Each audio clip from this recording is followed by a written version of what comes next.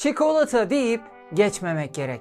Bayramlarda ilk o geliyor akla. Yılbaşında, doğum gününde, bazen bir teşekkürde, bazen geçmiş olsun da. Ailenin yeni üyesi geldiğinde de tatlandırıyor damakları. Hayatını en sevdiğinle birleştirme adımını attığın o anda da. Bütün annelerin, babaların, sevgililerin ortak günlerinde de kapmayabiliyor rolünü. Can dostunun doğum gününde de ya da iş hayatının başında. İşte tüm bu nedenlerle çikolata deyip geçmemek gerek ona. O çikolatanın arkasında 1957'den beri tadını neredeyse hepimizin bildiği, lakin belki adını bilmediği bir marka. Markaların hikayelerinde bu hafta Melody Çikolata Fabrikası'nın hikayesi var ekranda.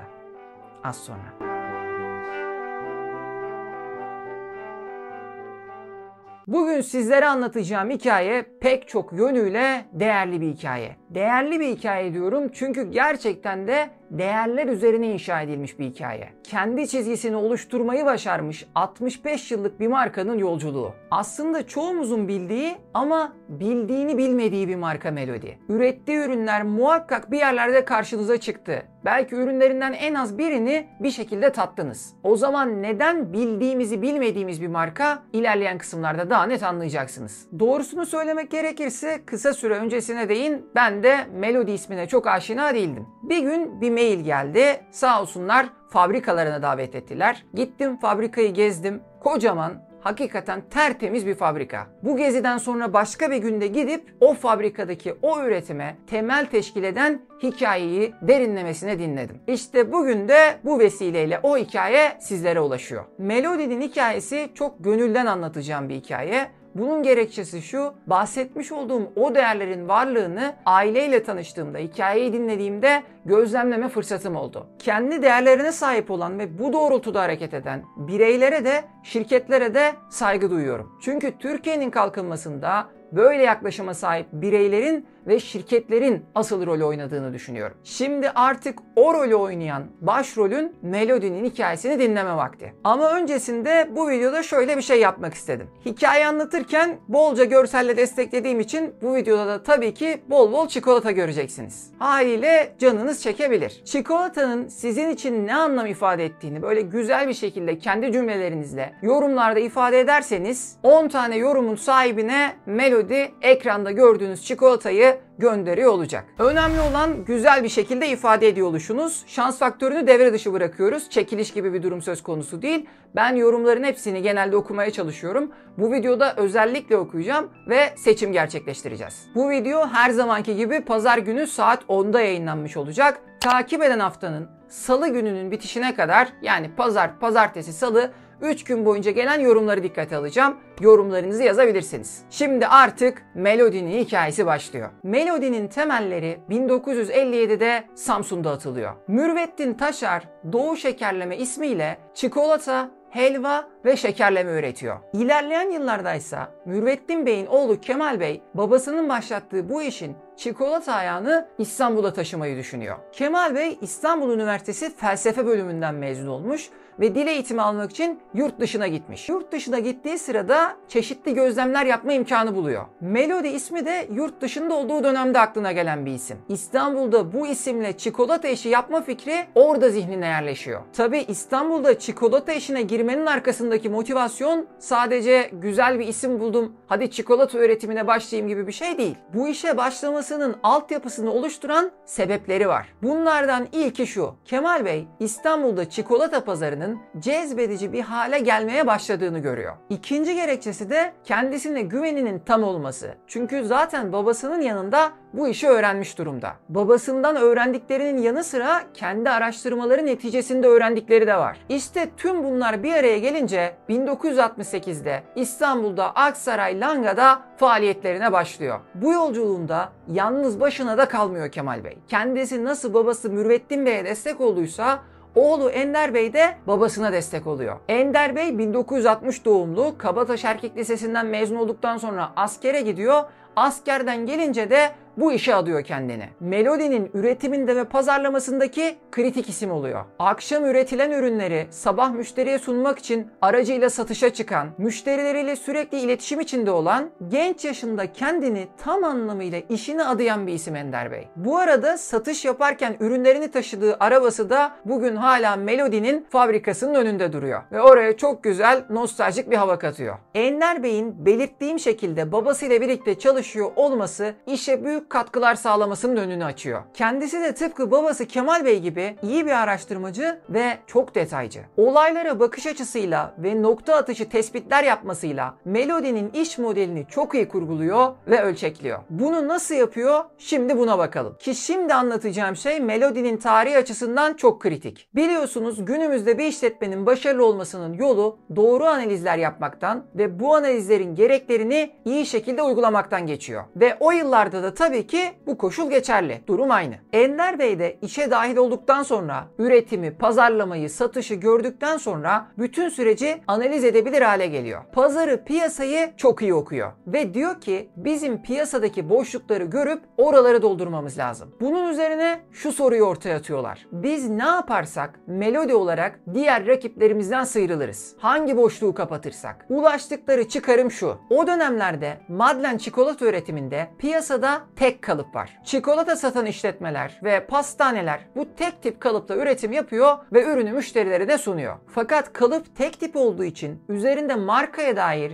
hiçbir iz yok, isim yok, logo yok. Ama bilirsiniz ki şöyle bir hissiyat vardır. Bir ürün satılacağı zaman satıcı o üründe kendisine ait bir şey olmasını ister. Bu satıcının arzuladığı, hoşuna gidebilecek bir şeydir. İşte bu nüansı yakalayıp diyorlar ki biz lüks pastanelere kendi isimleriyle Madlen çikolata üretelim. Fikir güzel fakat şöyle bir sıkıntı var. O dönemlerde kalıplar günümüzdeki gibi polikarbon değil, metal kalıplar. Hem ağırlar hem maliyetleri yüksek. O zaman önce bu sorunu çözelim diyorlar. Kalıplarını farklı bir malzemeyle üreterek kalıp maliyetini aşağı çekiyorlar. Ardından birkaç tane iş almayı başarıyorlar ve müşterilerine onların isimleriyle özel madden üretiyorlar. Tabii bu müşteriler dönemin çok bilinen lüks pastanelerinden olunca bunu gören diğer pastaneler de aynı talepte bulunmaya başlıyor. Ve diyorlar ki benim de kendi ismimle Madlen'im olsun. İşte bu stratejisi sayesinde sağlam adımlarla Madlen pazarından pay almaya başlıyor Melody. Yani pazarda bahsettiğim o boşluğu yakalayıp kendi çabasıyla mevcutta olmayan bir talebi oluşturuyor. İyi güzel de peki bu sistemi dönemin büyük çikolata üreticileri niye uygulamıyor? Çünkü çok büyük çaplı üretim yapan işletmelerin kurgusu buna uygun değil. O tür işletmeler diyor ki ben her müşteriye özel kalıp yapamam. Ben tek kalıpla yüksek tonajlı üretim yaparım. Haliyle Melody'nin adımı çok mantıklı bir adım olmuş oluyor. Bu adımı mantıklı olarak değerlendirmemin ana gerekçesi de şu. Siz bazen bir fikri hayata geçirirsiniz. Çok iyi uygularsınız. Fakat daha sonra çok daha büyük sermayeli bir işletme, bilinen bir marka, büyük bir şirket gelir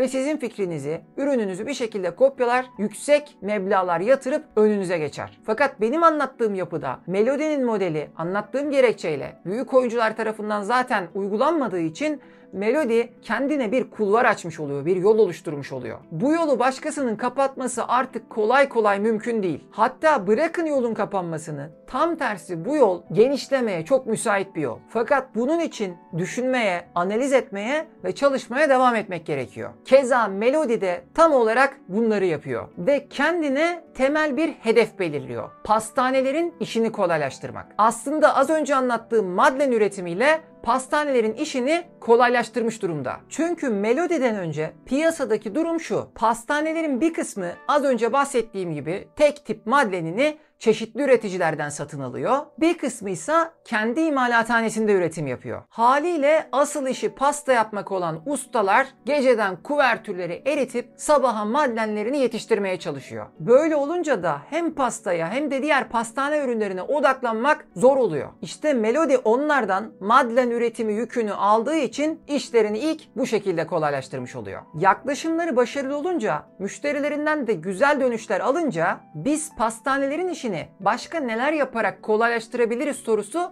gündeme gelmiş oluyor. Ve söylediğim gibi o dönem odak noktası bu olmuş oluyor. Bakın görüyorsunuz, sürekli ortaya bir soru atılıyor ve o soruya yanıt aranıyor. Söylemiş olduğum o analiz süreci gerçekleşiyor. Neticede birlikte çalıştıkları pastanelere gidiyorlar ve diyorlar ki senin diğer ürünlerindeki çikolatanın kalitesi Madeleine'inle neden aynı olmasın? Sen ürünlerinin üretimine odaklan. Üretimde kullanacağın çikolatayı sana biz üretelim. Sana sunduğumuz Madeleine'in kalitesinde. Tabii Melody'nin ürünlerinden memnun olan pastaneler bu fikri benimsiyor. Böylece Melody kuvertür çikolata, endüstriyel çikolata ağını da genişletmiş oluyor. Ardından bir sonraki adım spesiyel çikolatalar oluyor. Çeşit çeşit çikolata, içi dolgulu çikolatalar, fındıklı, fıstıklı, kremalı. Yavaş yavaş onların üretimi de başlıyor. Atölyede yapılan bu üretimler pastanelere sunulunca, pastaneler de bu ürünlerden de memnun kalınca artık üretimi makinelere taşıma kararı alıyor Melody. İşlerinin hacmi de çok arttığı için 1988'de Aksaray'dan Bahçeli Evler'e taşınıyor. Bununla birlikte Aksaray'daki tesisini tamamen kapatmıyor. 1994 yılında orada draje üretimine başlıyor. Bahçeli Evler tesisi çikolatayı üretiyor. Drajeler çikolata kaplı ürünler bildiğiniz gibi. O nedenle üretilen çikolatanın bir kısmı Aksaray'a geliyor. Tabii ki ikisi aynı yerde olsa üretim açısından çok daha rahat olacak. Haliyle iki tesis arasında mesafe olması ve zamanla Melody'nin müşteri ağını da genişletmesi bu iki tesisi bir araya getirip entegre bir tesis kurma fikrini gündeme getiriyor. Ve yeni fabrika için hazırlıklar İstanbul Esenyurt'ta başlıyor. Bu noktaya kadar anlattıklarımdan gördük ki şirket gayet güzel işler yapıyor. Ama sanmayın ki öyle inanılmaz bir refaha ermiş durumda. Öyle bir durum yok, çünkü kazanılan para tekrar işe yatırılıyor. Öncelikli hedef işi büyütmek. Zaten bu yeni fabrikada bunun en büyük nişanesi olacak. Haliyle Ender Bey'in arzusu kendisine bu işi öğreten babasına bu fabrikayı göstermek. Ancak ne yazık ki bu arzusu gerçek olmadan 1995 yılında Hacı Kemal Taşar vefat ediyor. Fabrika 97 yılının başında açılıyor. Biliyorsunuz 90'lar ekonomik anlamda çok çalkantılı yıllar. Türkiye'deki krizler dışında Asya krizi gibi küresel krizler, moratorium ilan eden ülkeler ve daha nice olay bekliyor bizleri o yıllarda. Ender Bey işte böylesine karmaşık bir dönemde bütün birikimini bu fabrikaya yatırıyor. Fabrika hizmete girdiğinde kendisinin bir arabası yok. Evini satmış, kiraya geçmiş. Bırakın evi, arabayı, açtığı bu fabrikada kendisine ait bir odası dahi yok henüz. Odası belki yok ama saydığım tüm bu olumsuzluklara rağmen onu başarıya ulaştırabilecek faktörler var. Nedir bu faktörler? Birincisi, Melody yılların getirdiği birikimle bir bilinirliğe sahip. Bu bilinirlik sadece piyasadaki bir isim bilinirliği değil. Melody işini kaliteli ve doğru yapar algısı. Bunun bilinirliği. İkinci faktör,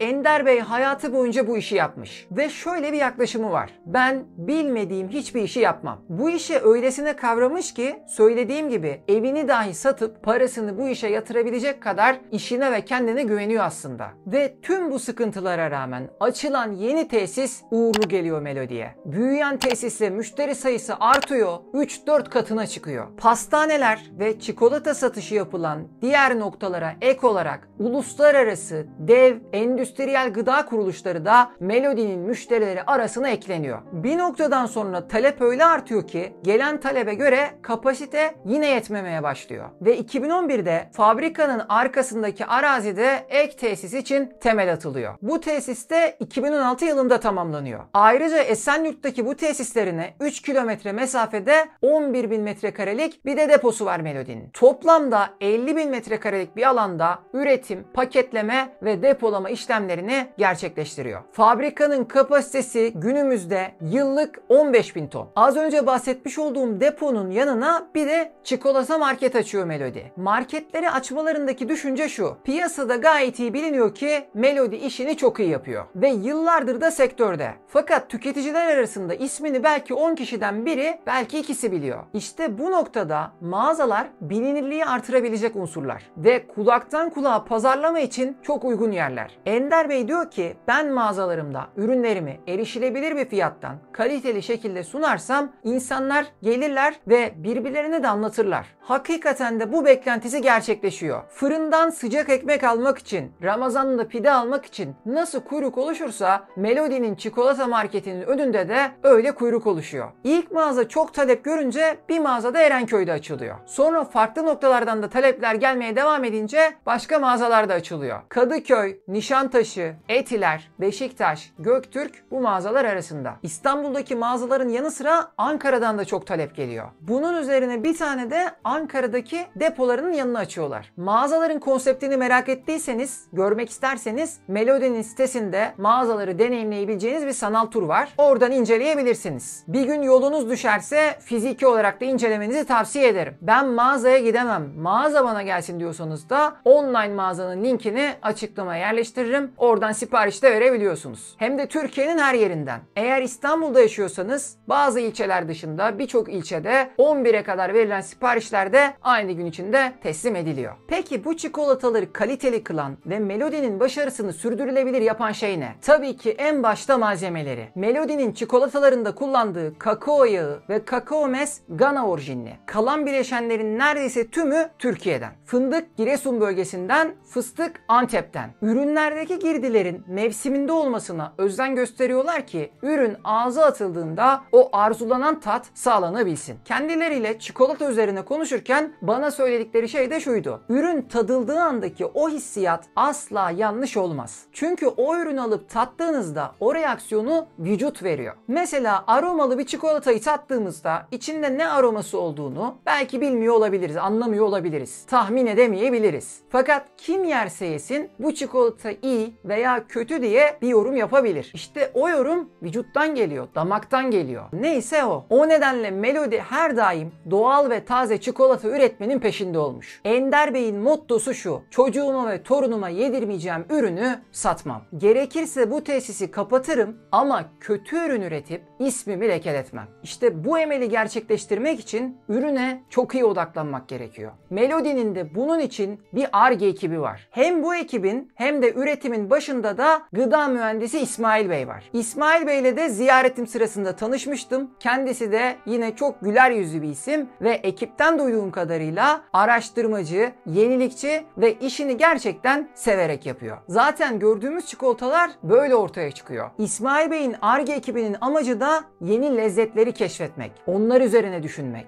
Hem iç pazarda hem yurt dışında neler var? Çikolatada trendler ne? Bunları araştırmak. Trendleri araştırmakla, incelemekle kalmayıp trendi oluşturan tarafta olmak için, çikolataya inovasyon getirmek için sürekli olarak yeni ürünler üzerine düşünmek. Ar-Ge ekibi Melody'nin içinden yetişmiş bir ekip. Uzun yıllar fabrikada tecrübe edinmiş, üretimin bütün noktalarına hakim olmuş, Melody'nin değerlerini ve kültürünü iyi bilen bir ekip. Keza bir ürünü geliştirmek için öncelikle o ürünün ne derece geliştirilebilir olduğunu, üretim hattını nasıl etkileyeceğini, ne gibi gereksinimler doğuracağını anlayabilmek gerekiyor. O nedenle o ekibin içeriden yetişmiş olması önemli. Melody tüm bu adımları, tüm bu yaklaşımları çerçevesinde pazara birçok da yenilik getirmiş durumda tabii ki. Maddeni ilk olarak özel üretim yapan firma olmasından detaylı olarak bahsettim. Bunu sargılı olarak da yapıyorlar. Özellikle günümüzde şirketler çalışanlarına veya müşterilerine böyle özel günlerde sargılı maddenler yaptırabiliyor. Melody bugün hala bu geleneği devam ettiriyor ve bu şekilde üretim yapıyor. Madlen dışında diğer bazı ilklere de bakalım. İlk diyabetik kakaolu fındık kremasını Melody yapıyor. Çikolatalı badem şekerini üretiyor. İlk kez gerçek altın tozundan ve gerçek gümüş tozundan badem şekeri yapıyor. Aromalı drajeler yapıyor. Ki drajede Melody Türkiye'nin en büyük draje üreticisi. Çeşit çeşit, renk renk, farklı aromalarda drajeler. Mesela çikolatalı çakıl taşı drajeleri var. Bu ürünün ortaya çıkış hikayesi de şöyle. Ender Bey'in eşi Seval Hanım yurt dışındaki bir fuarda çakıl taşına benzer şekerler görüyor. Tabi dikkatini çekiyor, üründen alıyor, fabrikaya getiriyor. Ender Bey ve yol arkadaşı İsmail Bey de diyorlar ki biz bunu çikolatadan yapabilir miyiz? Demekle de kalmıyorlar, ürünü yapıyorlar ve gayet de ilgi görüyor ürün. Pastanelerden ulusal market zincirlerine birçok işletmenin radarına giriyor. Biz bir ürünün hikayesinden bahsettik ama aslında her ürünün arkasında bir hikaye var tabii. Peki toplamda kaç ürün var? 600'ün üzerinde ürün çeşidi var Melody'nin. Mesela bir Madlen'i 500 tane müşteriye yapıyorsa, her birinin ismiyle ayrı ayrı üretiyorsa Bunu tek ürün olarak sayıyorum. Onları da tek tek sayarsak binlerce çeşit ürün var diyebiliriz. İşte böylesine bir üretimi planlayabilmek aslına bakarsanız çok zor. Bunu nasıl yaptıklarını merak ettim ve sordum. Yıllardan beri sahip oldukları bir tecrübe var. Bunu kullanıyorlar. Bunun yanı sıra uzun yıllar boyunca ERP programlarını, kurumsal kaynak planlama programlarını da kullanıyorlar. Haliyle süreç bu zamana kadar böyle geliyor. Son 1,5 yıldaysa üretim planlama için ayrı bir departman kurulmuş ve yalın üretime odaklanılmaya başlanmış. Fabrikadaki tüm makinelerin verilerini tek platformda toplayan, dur kalk saatlerini, günlük üretim miktarlarını, makine verimliliklerini dikkate alan ve bunlara göre üretimi planlayan yazılımlar kullanılmaya başlanmış. Üretimin bütün süreçleri kameralarla takip edilip tek tek incelenerek nereleri iyileştirebiliriz sorusu ortaya atılmış. Tabi bunların yürütüldüğü bir fabrikada gıda mühendislerinin yanı sıra endüstri mühendisleri de kritik rol oynuyor. Ayrıca gıda ve endüstri mühendisleri dışında elektrik elektronik mühendisleri, mekatronik mühendisleri ve yazılım mühendisleri de bulunuyor Melody bünyesinde. Hepsinin gayesi aynı. İş akışının kusursuz ilerlemesi. İçeride bir eksiklik varsa tespit edilip iyileştirilmesi. Oluşabilecek bir krizin hızlıca çözümlenmesi. Mesela pandemide şirketin kendi yazılımcıları hemen bir doküman yönetim sistemi oluşturmuş. Böylece belgelerin yönetim ve imza süreci dijitale taşınmış. Büyük bir kolaylık. Peki neden bu kadar fazla dijitalleşme? Niye yapıyorlar bunu? Öncelikle bu günümüzün gereği zaten. Olması gereken bu. İkinci yanıt da şu. Yıllardır sektörün içindeki bir oyuncu olarak şunu gayet iyi biliyorlar. Bu sektörde bir işletme bir bayramı dahi, bir önemli dönemi dahi verimsiz geçirirse, müşterilerine ürünlerini zamanında teslim edemezse büyük bir sıkıntıyla karşılaşır. Kurumsal müşteri ürününü zamanında teslim alamazsa der ki kusura bakma. Yani Melody sektördeki pozisyonuna güvenip rehavete kapılmıyor. Ortaya çıkabilecek risklere rağmen başarılı şekilde işine devam etmeyi planlıyor. Üretim sürecini uçtan uca önemsiyor. Mesela bugün Melody'nin fabrikasından çıkan herhangi bir ürün kare kodu aracılığıyla içinde kullanılan malzemeler itibariyle takip edilebiliyor. Hangi müşteriye ne gitti, hangi partili ürün gitti görülebiliyor. Böylece bir sorun çıktığında nokta atışı tespit edilebiliyor. Fabrikanın ışıkları tamamen kapalıyken dahi üretim yapabilen makine hattı var Melody'nin. Tamamen otomatik bir hat. Reçete seçme ve start verme dışında başka bir müdahale yok. Fabrikanın ve iş modelinin bu denli dijitalleşmesi dediğim gibi kriz anları için çok önemli. Az önce pandemiden bir örnek vermiştik. Yine pandemiden bir örnek verelim. Çünkü pandemi işletmeler için çok büyük bir krizdi. Fakat krizi iyi yönetmeyi bilen işletmeler bu süreçten kayıpsız çıktı. Hatta tam tersine kazançlı çıktı. Melody pandemide şöyle ilerliyor. Endüstri 4.0 makinelerle donatılmış, daha az insanın çalışabileceği hatlarda üretim yapıyor. Hemen ürün bekleyen kurumsal müşterilerini bilgilendiriyor. Diyor ki şu tarihe kadar şu ürünlerimizi üretemeyeceğiz. Mevcutta bu ürünler için stoklarımız da şu seviyelerde. Böylece müşterilerini erkenden bilgilendirerek mağdur etmemiş oluyor. Onların da kendilerini buna göre ayarlamasını sağlıyor. Onların gözünde daha önce kazandığı güveni korumaya devam etmiş oluyor. Melody bu yaklaşımla ilerlemeyi başaran 500 kişilik bir aile. Ailenin yaklaşık 350 üyesi üretimde. Belki inanması zor ama bu 350 üyenin 50 tanesi sadece tesisin temizliğinden, düzeninden sorumlu. Başta ifade etmiştim tertemiz kocaman bir fabrika diye. İşte o şekilde tertemiz kalıyor o fabrika. Tabii Melody çok fazla kurumsal müşteriyle de çalıştığı için, birçok müşterisine özel üretimler, private label üretimler de yaptığı için firmalar gelip Melody'nin fabrikasını denetliyorlar. Yani bu fabrika sık sık da kontrolden geçen bir fabrika. Tekrar ekibe dönecek olursak tıpkı Ar-Ge ekibinde söylediğim gibi Melody'nin ekibinin geneli de uzun yıllardır Melody'de çalışan kişiler. Şirketlerde hep söylenir biliyorsunuz, biz aile gibiyiz denir. Fakat bu aile yaklaşımı doğum gününde pasta kesmenin ötesine geçmez. Melody'de ise çalışanlar bu kadar uzun süredir birlikte olduğu için, 20 yıldır, 30 yıldır bir arada olan çalışanlar olduğu için, ekibe yeni dahil olanlar da bu uyumu koruyabilecek kişiler arasından seçildiği için hakikaten bir aile ortamı oluşmuş. Ve tabii ki büyük resimdeki o başarıyı o aile ortaya çıkarmış oluyor. Ender Bey'in bir patrondan ziyade çalışan gibi olması, sabah 6'da fabrikasını kendisinin açıp akşam 6'da herkes çıktıktan sonra fabrikasını kendisinin kapatması, yani işine gösterdiği özen ailenin diğer üyeleri tarafından da fark ediliyor ki o fabrikada bir aile ortamı oluşuyor ve kusursuza yakın bir üretim süreci gerçekleşmiş oluyor. Videoda bu noktaya kadar gelmiş herkes için bir dipnot. Eğer bir gün üretim esaslı bir iş yaparsanız, Fakat bu işin en önemli kısmını, yani üretimi layıkıyla yapmazsanız geldiğiniz noktada tutunma ihtimaliniz yok denecek kadar az. Dünyanın en iyi pazarlama ekibine de sahip olsanız, en iyi reklam ajanslarıyla da çalışsanız durum değişmez. Ya o işte tutunamazsınız ya da hep yerinizde sayarsınız. İşte Melody ekibi bunu iyi bildiğinden dolayı üretime çok önem veriyor. Yüzlerce çeşit ürünü müşteriye başarılı şekilde ulaştırmanın yolu bu bakış açısından geçiyor. Melody bahsettiğim bu yüksek tonajlı üretiminin %75'ini diğer işletmeler için yapıyor. %25'ini ise kendi markasıyla yapıyor. Üretim yaptığı işletmeler arasında endüstriyel çikolata firmaları da var, ulusal zincir marketler de var, HoReCa sektörü de var, lüks pastaneler ve diğer sektör oyuncuları da var. Yani Melody diyor ki siz markanızı oluşturun, biz size üretim yapalım. Bu kapsamda karşımıza çıkan pek çok private label aslında Melody'nin hattından çıkıyor. Bu geniş müşteri ağını sayılara dökecek olursak binler mertebesinde müşterisi var Melody'nin. Kurumsal müşteriden bahsediyorum. Çıkış noktası pastaneler olan Melody günümüzde de 10 lüks pastaneden 7'siyle çalışıyor. Bu arada AVM'lerdeki şeker standlarını bilirsiniz. Oralarda da Melody'nin ürünlerini görmeniz mümkün. Gelelim ihracat konusuna. Melody sürekli gelen taleplerle birlikte kapasite artırma yoluna gitse de o kapasiteyi arttıkça yeni işler de geliyor